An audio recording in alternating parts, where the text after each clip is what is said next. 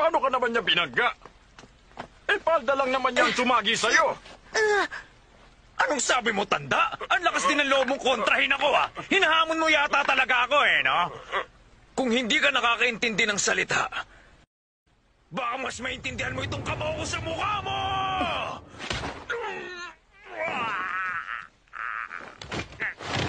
Pag-elemero ka!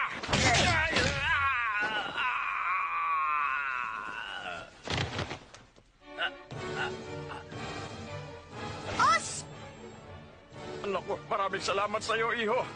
Hindi ko alam kung paano ka pasasalamatan. Kaya kung okay lang sa'yo, kunin mo to.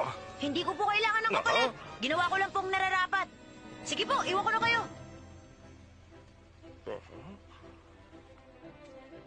Sushi! Huh? Kuya Gon! Kuya Kilua! Long time no see! Os! Oo nga! Os! Boss! Kumusta na? Gon, Kilua. Mukhang masigla pa rin kayo, ah. Kuya Wing! Biske! Biske? Bakit si Wing kinukuya ninyo?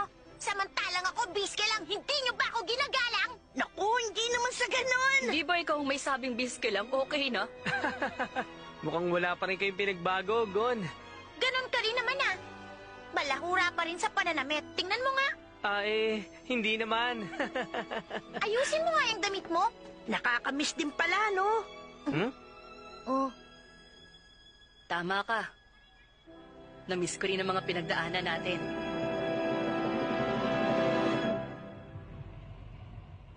Dito sa Heaven's Arena. Sa mga tagapagtangkilik ng sining ng martial arts sa buong mundo, hello! Ang pagtitipon ng pinakamalakas na fighter sa buong daigdig ang pinakainaabang ang Battle Olympics sa Heaven's Arena ay nagsimula na!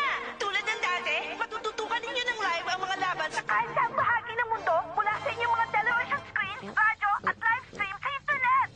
At para sa mga bilang na manonood na nakabili ng limited tickets para sa event na to at nandito mismo ngayon, binabati ko kayo! At syempre, hindi mawawala ang mga pinaka-importante nating panauhin na dumayo rito para lang mapanood ang laban ng malapitan.